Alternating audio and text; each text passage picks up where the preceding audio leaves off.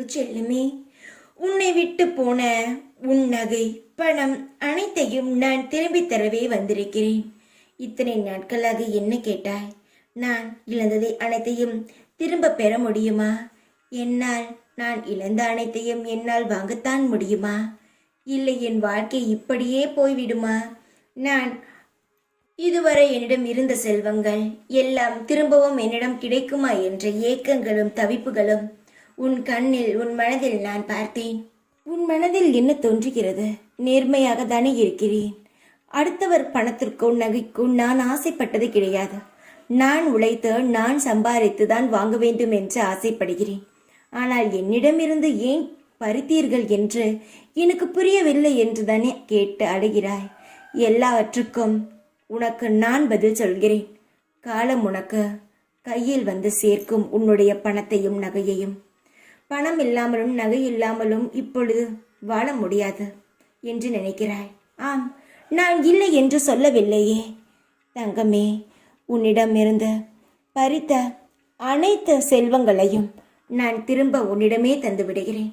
உன்னை நான் இதற்கு அப்புறமும் கஷ்டப்படுத்தி பார்க்க நான் விரும்பவில்லை. நான் கஷ்டப்படுத்த வேண்டும் என்பதற்கெல்லாம் உன்னிடமிருந்து நான் பறிக்கவில்லை. உனக்கு நான் நிலையாக பெரிய செல்வங்களை தரப்போகிறேன். அதை எப்படி பாதுகாக்க வேண்டும் என்பதை உனக்கு இந்த முறையில் பாடத்தை நான் சொல்லிக் கொடுத்தால்தான் அதை நீ இறுக்கமாக பிடித்து கொள்வாய்.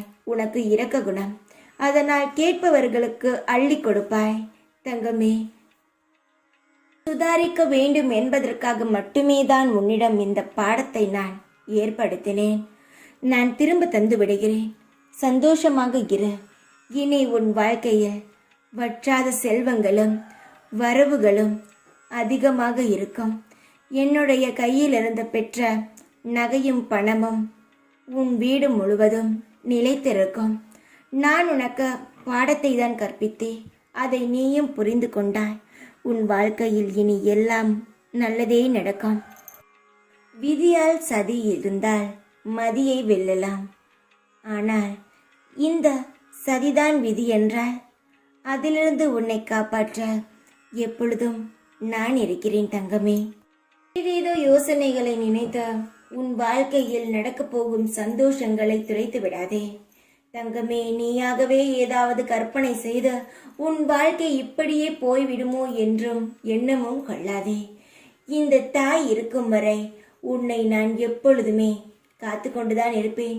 உன்னிடம் இருக்கும் செல்வங்களை நான் உன் கையில் நான் பாதுகாப்பாக தந்து கொண்டுதான் இருப்பேன். எல்லாம் நல்லது செய்ய நான் இருக்கிறேன். உன் மனதை சாந்தமாக்கி அமைதியாக்கிக்கொள். என்னுடைய சூலம் எப்பொழுதும் உன்னை சுற்றி காவலாகவே நிற்கும். இனி நடக்கப் போகும் சந்தோஷ நாட்களுக்காக உன் வாழ்க்கையை நீ உன்னை தயார்படுத்தி வைத்துக்கொள். கண்ணீரை துடைத்துக்கொள். சந்தோஷங்களும் நிறைய சகல சௌபாக்கியங்களும் உனக்கு கிடைக்கும்.